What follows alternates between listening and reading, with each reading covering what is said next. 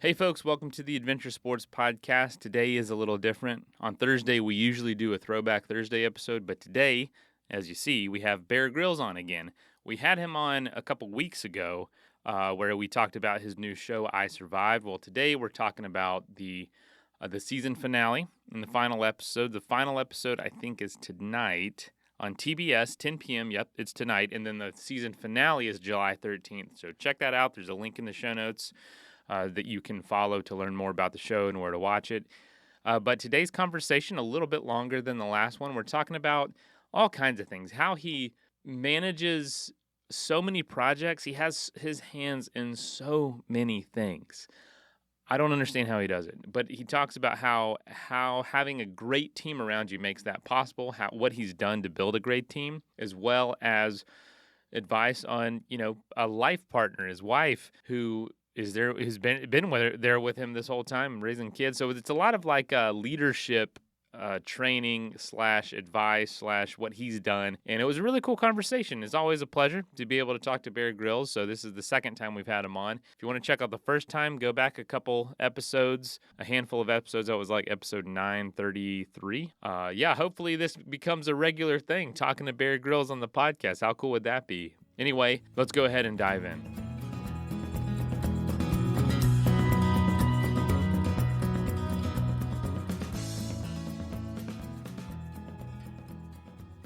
Man, doing research on you and looking at, your social feed and all that, you have so much happening all the time.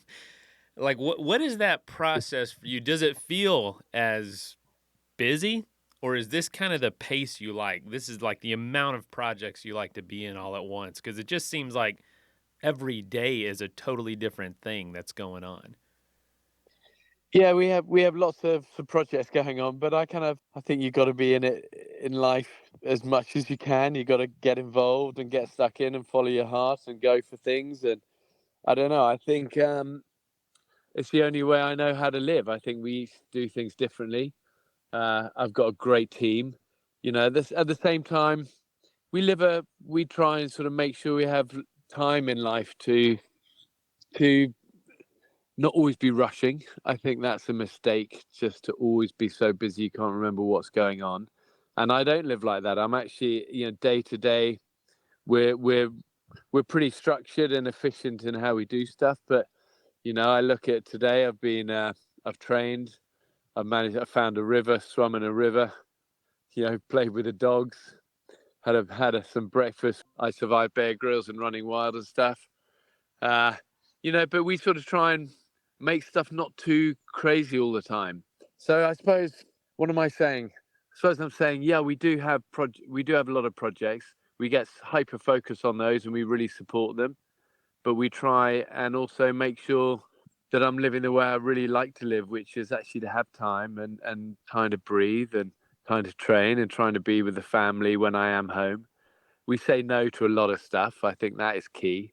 It's easy to just get swept up in the fluff, and there's a lot of fluff that surrounds people in the media, and we just say no to that. We prioritize the family first and make sure that comes front and center, and then as I say, when we work, we're efficient, and I like that. And yeah, I think if you look at the projects we're involved with, there are quite a few, but they're all kind of things we really believe in and are on brand, so to speak, for us, and with people we really champion and love.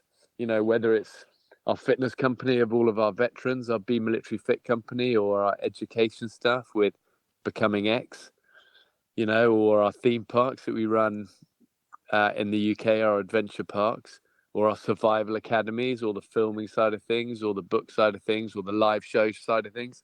So, that's kind of it, though, really. I know it seems a lot, but That's it, right? great team, and we always keep it fun. That's the other part. It's got to be fun, and if it's not fun, we readjust a little. And we've had many failures. That's the other thing to remember. We probably have about 6 or 7 winning strands now, winning businesses that we really believe in, love, support, and those come on the back of tens of failures, not just single digit, we're talking tens and tens of failures. So we've sort of got to the good stuff, but you have to go through the failures first, as you know. You keep saying we, like you've used that word. Who is we? Well, I suppose it's our team and then our wider team who run these businesses. And I'm really proud of our team. I really believe that these things only work because I stand on the shoulders of some great giants. I've always been most proud in my life of the people I work with and the teams we have created. And I know when we work with the right people, the business will often work. So we have a core team in the UK of about 7 or 8 people. And then we have our production team in America. And then we have wider teams that run things like our survival academies or the fitness companies or the theme park stuff. So, but our core team is small and they've been with me forever. I love that. They're great friends. We've kind of grown up together and all had families together. And I'm really proud of that. And I really feel any successes are their successes as well. We've been in this together. We've gone through the failures together. We've gone through the lower times together. I'm a loyal person. I really like having a tight, small team. Whenever the temptation to get too big and to grow and to get too many people, my gut is always saying, hold on, small is beautiful. Keep those core tight relationships, just best in class people, and you really back them. So that's we. That's we. Well, this might be applicable to a lot of people, and I don't know if I've ever heard anyone ask you this. What are some things you've learned about building a team? And, it sounds like it was built, that core team, a long time ago. What were some of those things back then you did right? And what would maybe change if you were to rebuild a team now? Because, it sounds like part of it might have been luck because you didn't know what you didn't know that early on, but you got really blessed with a good team and realized that and held on with two hands. You tell me how you go about it now. Well, first and foremost, always on character, not skills. Always on character, not resumes. Always on character, not kind of, it's hard. I've never found great people through HR and through headhunting, and there's always been people I've known and worked with, or maybe expeditioned with, or have been friends first. And generally, then when we meet great people and we work with them, we realize, hold on, these guys are reliable, they're trustworthy, they're hardworking, they're ambitious, they're kind, they're humble, they're good fun, they're mavericks as well. We really like this person. Let's find them a role. Let's find them a role. Have you ever done this? Have you ever done marketing? Have you ever done, whatever it is? And we try and find people a role, but we don't do that often. The person has to be really good. And over the years, we've just built a great small team. And then I say, so number one is that, and the same with expeditions. You don't, if you're going to be 3 months on a mountain with someone, it's not about how brilliant a climber they are. It's much more about, are they kind? Are they easy to get along with? You're stuck in a tent for days and days. You care much more about the person who makes you a cup of tea before they have theirs. Those sort of, the character. So number one is character before skills. You can always teach skills. It's harder to teach someone to be hardworking, loyal, on time, all of that stuff. So character first. And then I think we really create a culture where we empower them to fail and to take risks and to push the boundaries a bit and to have fun with seeking out those failures and not to be scared of failing, and that their job's not a threat and we're not trying to one up each other and we've got each other's back. And if you fail big, you're also going to win big, and to be smart and trust their instinct with stuff. And I think sometimes when people join us, they're initially like, that sounds great, but is it real?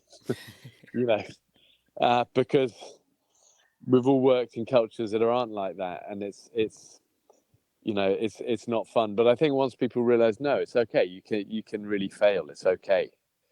And we're there, we've got your back, and we're looking for the wins through the failures. And once people realize it's not threatening their job, and actually then it becomes fun. That's when people get creative. Risk, if you strip risk out of people's lives, their creativity goes, and they start operating out of fear and not wanting to make a mistake, and your power's already gone by that stage. All the great things in life come from having that risk-taking attitude and being able to push the boundaries and fail and pick yourself up again and learn and adapt and improvise. And so we really try and keep that spirit in our small team, but also to spread that culture to the wider teams of those, all those projects and other businesses we do. Let's take a quick message break and hear from the folks that help make this show possible. Finally, for the vast majority of us, we're able to access the mountains again. Snow has melted. Not everywhere, I know. There's plenty of snow still in the Sierras and in places like that. But as you take the full advantage of this opportunity called summer, make sure you have the best gear possible. That's lightweight, that's made by fellow adventurers and backpackers. And that is Outdoor Vitals. I'm a huge fan of Outdoor Vitals. I have about half a dozen pieces of their gear. Absolutely high quality, incredibly well made, and I know that it's not going to fail me out there. That I know that won't be something that keeps me from having a really good time and making the most of this time of year. So make sure you have the gear from a brand where it's not going to get stuck, broken, or just doesn't work. So if you want to be confident in the gear you're taking out there, I'm proud to support the folks over at Outdoor Vitals. From backpacking and camping to trekking and everything else, if you want to take your summer adventures to the next level with ultralight and high quality performance, go to outdoorvitals.com and let them know Mason from Adventure Sports Podcast sent you. Again, that's outdoorvitals.com. Right now is the time for adventure, so let's go. That is plenty of that for now. Let's get back into the episode. I know you're, not in love with the cameras, but a lot of time has been spent on camera. What would you say is one of the most impressive things or closest calls or craziest moments by your crew or by your team that wasn't caught on camera that you wish would have been because it was that amazing? Yeah, well, first of all, you're right. I don't enjoy the camera side of things. I really don't. I mean, you and me have spoken about this before. Yeah, I don't even look at you when we talk. I know. I mean, we've got our camera off on this. I really don't enjoy the camera. It's the least fun part of my job. It's become a necessary evil, I suppose. Along the ride.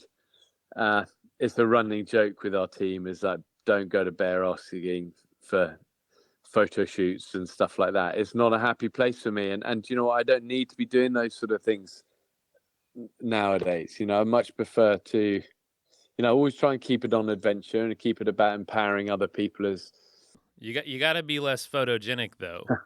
well, Maybe grow a really scraggly beard. or bad moustache. The mustache looks good though. The mustache, I don't know if that was an attempt, but it actually works. So you got to be less photogenic. That's one problem. Well, so I suppose what I'm getting to is that I really like trying to turn that camera of life, the attention onto other people. It's why I love being chief scout. I love being able to say to kids, you are amazing. Wow, what you're doing is incredible. Look at you. Tell me about this expedition. Tell me about this community project. I love that. It's why I try and do that through all of our stuff. I look at our adventure park in the UK. It's always about helping people to overcome their fears. That's why running wild for me has been such a game changer, to get away from the man versus wild that did build a good solid foundation. I know that, but ultimately it was just, me doing my stuff, and running wild brought all the joy back, because suddenly now I could take rookies into the wild and show them how incredible the outdoors is, show them a little bit of that, and show how when we work hard and when we face our fears and we stand beside people we trust and we keep moving forward, good things are going to come, and you got to earn it, and money can't buy that. And all of that sort of spirit, I love being able to share with people. And the crew are right in that zone for me. They are always the unsung heroes of so many of these TV shows. I loved it in the early days when we started doing behind the scenes shows. And we did a whole bunch of those originally for Man vs. Wild. We've done less recently. It's hard. I don't know whether the network's sort of appetite for it wanes. Maybe the behind the scenes shows that we did do didn't rate as well. I don't know. But I really loved them. I loved being able to shine the light on them and say, look how hard these guys work. You know, they do everything I do better backwards whilst carrying all the heavy gear. True heroes. In our, long-winded answer to your question of when are the moments, it's always it's the stuff that isn't caught on camera. It's the long days at the end of a jungle trip when everyone's tired and we got a long extraction and long hike out and nobody's filming in it. We just need to get there before light goes, and you see unsung heroes. I love that and honor that more and more in my life. Just unsung heroes doing their thing, working hard, not complaining, being a good team player, working hard to earn a living, to look after the family. I don't know. I think so much of life celebrates often those who are in front of the camera, those who are more outspoken, the louder voice. But I don't know. The more I live a life, the more I value the opposite of that. I value the quietly spoken and the unsung, and the struggle. The struggle that so many, in fact, all of us go through. Whoever you are, the struggle. But people are reluctant sometimes to share that, and I think it's where life is at. Actually, it's where relationships are made strongest. It's where our friendships of the crew are always built. In those moments of vulnerability. So all power to them, all strength to them, the unsung heroes, about the real heroes. I bet there's so much that they talk about and reflect on that isn't part of the show. It doesn't make it on the camera, and in a way that's keeps it more fun and personable. What's a wild moment from one of your shows that you don't feel like gets enough credit for maybe just how interesting or fascinating, adventurous, shocking it was? There's obviously the highlights, the really sensational things like eating eyeballs and sleeping inside of a sheep and all that. What do you think is overlooked oftentimes? Weather, the conditions, because you don't see it on camera, and I put into that category as well mosquitoes. It's those are the things that people don't see, but actually is where a team and our crew and all of us earn our bread, earn our stripes. It's all easy to be swinging across ravines on vines when it's all great, but when you're in 100% humidity and you're dehydrated and you're just pouring a sweat, or conversely, freezing cold and crazy strong winds, and just to operate a camera or to use your fingers to tie anchor points or belays or whatever, that it's the unseen stuff, isn't it? And I think that is always the real tester. Same for our guests on Running Wild. It's all easy when it's temperate conditions and you're romping around the mountains in stable temperatures and stable conditions. But and everyone talks a good story when it's like that. I mean, listen, this, I know this, we all know. Even with taking friends or families for hikes, when it's all swimming and great, it's all great. But you learn about people when things start to go wrong, and when it's lower temperatures, and when it's it's pouring a rain that hasn't stopped, and you can't get that fire going, or it's so windy you can't get a tent up, and you end up huddled into the crook of a base of a tree, or whatever it is. But it's always about, for me, it's always about the weather. The weather dictates so much, and it can turn simple survival into horror survival in the blink of an eye. And that's why I never take it for granted. That's why you always got to go into these places well prepared. And I think what I'm most impressed by with our team is how well prepared they often are, and how even when we have crazy low conditions sometimes, filming in up in the Arctic, in deep snow, in winter, and you never know. You plan a journey. And sometimes when we use locals as guides to help us scout an area beforehand, they're going, oh, you could go from there to there, and it's like, all of us look at each other because we know that's great when it's all stable, but throw in 90-mile-an-hour winds and then try and do it. You don't know what's going to happen on the day. So we have to really always moderate our journeys and always anticipate the worst. But we often get the worst. And my point is the crew in those times are incredible. Often the guests are like, suddenly it's no longer fun. 20 minutes in, freezing cold hands, can't feel their feet. And they used to be able to say, I'm cold, and somebody jumps out and helps them and does something for them. But in this case, it's just me and a small team, and we'll do our best, but we're all fighting as well, And it's at times like that when I have to then focus on the guest that I realize how good the crew are, because they never complain, and yet they're still operating and trying to keep cameras warm down their jackets, and moving and climbing and operating and surviving. Each one of those things is a task within itself. If you go when we go and shoot the old commercial in LA, and all somebody's focused on is filming, and there always seems to be an awful lot of song and dance about just doing that, just the camera operating. I'm thinking, hold on. And the same, you climb a mountain, don't have to worry about filming. It can be an awful lot of sweat and grunt and effort just for climbing, but stopping all these things together. And so, yeah, short answer is weather. Is there an environment that you maybe haven't tested yourself in, or you would like to, whether that be like enduring a hurricane outside or something like that, or you feel like you kind of have done it all and you've got scratched that itch in a way? Well, I don't necessarily feel I've done it all, but I do feel I've been in most of it. We've been in the hurricanes, we've been in the crazy storms offshore, hundreds of miles offshore, and big icy oceans. Been in the hottest deserts in the world and the coldest places in Siberia in the middle of winter. We've been in the water and up at high altitudes and in the humid jungles. We really have as a team. It's not like it's not bragging to say that we really have. We really can look each other in the eyes. Goes, no, we have been in these situations often, multiple times. I think it's more now that we try. Actually, I don't have a thirst to get back into the real extremes of those, because it just makes everything that much harder. I prefer to try and pick times and places where we know the environment's going to be on our side, and then to be able to push the boundaries within that environment of what we're actually doing. You know what I mean? Rather than being in a horror, heat or super cold and actually not being able to do anything because one of us, myself or the crew or the guests, one of us is going to have an epic on their hands, and then suddenly none of us can do anything. So I haven't got that kind of thirst to like, I want to get back into that again.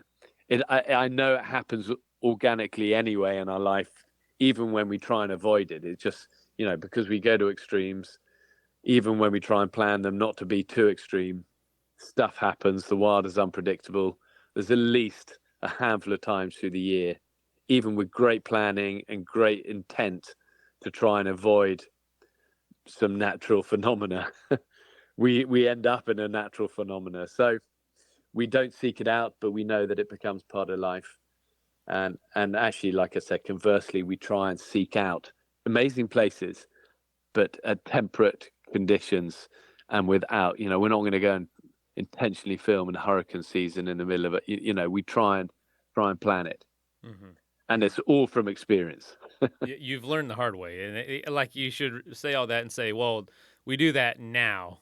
We maybe didn't do that early on because like you said, you've learned from experience. Let's take a quick message break and hear from the folks that help make this show possible. That is plenty of that for now. Let's get back into the episode. Well, it wasn't like early on we were seeking it out and massive adrenaline junkies trying to. It wasn't like that actually. It was much more that we were doing a show that I didn't control, in the early years of Man vs. Wild, and it was working. And ironically, in the world of TV, often when things are working, they start reducing the budget because they know it's working. So suddenly we were going, and I had no control. So it was always like producers going, "You're going there, you're going there." And it was like, oh, wow. And already my gut is going, that's going to be an epic at this time of year. And sure enough, it would be. So it wasn't so much of like we were seeking it out. It's just in the early days, ill-informed people were making the decisions on our behalf, and we weren't. I wasn't, because I was the sole guy at that stage. There was no we at this stage. I wasn't strong enough or empowered enough or had enough control to be able to say, no, we got to do it differently. And that's when I reached that time in my life where we had to take back. I had to take back that control and build a team, and start to do it our way. And really, it was then that the show started to take off, because then we could have well-informed creative input into things rather than always just being on the back foot. Is your wife adventurous? She's, I would say, adventure's a state of mind, and she definitely has it. She's got all the attributes of a brilliant expedition member: kind, hardworking, loyal, smart, good instinct, never gives up. So in that sense, she's a true adventurer. I think if you asked her, does she like jumping out of planes and climbing big mountains, she'd say no. Although she has come along on a whole ton of expeditions over the years, and but she doesn't seek out. She's much less messed up than me. She doesn't need to seek out adrenaline and adventure on too many levels. But at the same time, we live a pretty adventure-ridden life. We live on a little island up in North Wales in the UK that's off-grid. We've lived there for many years. It's wild weather, rainy, horizontal wind most of the time. She is definitely a non-complainer with bad weather, and she's dealt with a lot of it with me over the years. She's relentlessly tough when needed, and that's a great quality. But she's soft as well, and you wouldn't think it of her. But she's good. When the chips are down, she's amazing. We live in the mountains for a big part of the year as well, and we do a lot of mountain sports together there. And she's my number one, I'd say, for doing those things with. I love it. I ask because I feel like a lot of young adventurers and people, anybody really, feels like they have to be partnered with someone that has the exact same interests in hobbies and sports or whatever it is. And the more I just Yeah. talk to people who are experts or very, very good at what they do or leading, they're often just very different people, which I just have noticed is really fascinating. But they're all great at what they do, and they almost have this appreciation for each other in their respective worlds. Kind of seems like that way for y'all. Yeah, that's totally how it is, and I like that. There's never an element of competition. It would be exhausting way to live, and I don't know. I work super hard when I'm out there with our guys, and we're on the shows or we're on these trips, and it's just so good to be able to get back and be normal, and not be like dragged off on 6-hour bike rides. Much as I love the odd long bike ride, but I don't want to be doing it all the time at home. I have enough of that at work. Actually, I love to just be really quiet at home and walk a bit and take the dogs and, like I say, swim in rivers, and very happy being quiet as well. So I think people often think, gosh, is it like adventure dawn to dusk? And the answer is no. There's enough of that at work, and I love it. I mean, sometimes, like last night, it was a quiet evening, and I went to the paramotor, our powered paraglider, went for a little fly. But it's like half an hour. I take it out on my own in the field and just take off and follow the rivers for half an hour and come back. That's great. That's adventure. But very happy then, just sat on the grass with Shara, having supper together, just us two. Super nice. Well, I know we're getting close to the end of our time. Tell me about, I Survived and how it's been received and kind of that format and how the show's going.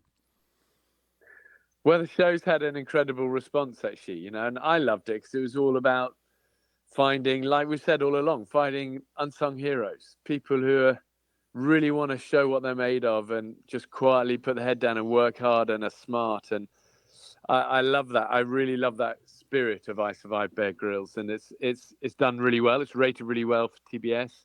I think it's come out at a really good time when a lot of shows aren't being made, and ours just came in at the right time. It's had loads of good support, a really good time slot, and a great response from viewers and fans. So, and also enough of a sort of nod and a wink and a sense of humour to it that it's easy, fun, entertaining viewing. So I'm really grateful, really grateful. We're selling the format around the world already. We're gonna, it's such a simple format and such a fun one. So that's always a sign that it's working. God willing, we'll do another season of this, but you never know. You can never take it for granted. We've had shows that have been great winners and have only ever done one season, and we've had others that have been kind of okay and have done a whole bunch of seasons. So you never really know. I think it's a super difficult time actually in TV at the moment for so many networks and so many production houses, but we're skidding on in there under the radar. we're always just good enough. We're never like, that's the thing from the beginning. Even Man vs. Wild stuff or Running Wild, the ratings were never huge. They were always just good enough. And actually, that was the key to so much longevity. We just did season after season, year after year of the shows because it was just good enough. It wasn't like, and I don't know, I kind of, sometimes you want, to be number one, but actually sometimes it's smart, just good enough. So I hope we'll come back for more of I Survived. Bear Grylls, it's, as I show, it's a team and a format and a show I really love, and the response has been great. And but as I say, you never know. So we'll see. Well, is there anything else that you're interested in trying, a format of media or any project coming up that you're most looking forward to that you can tell us about?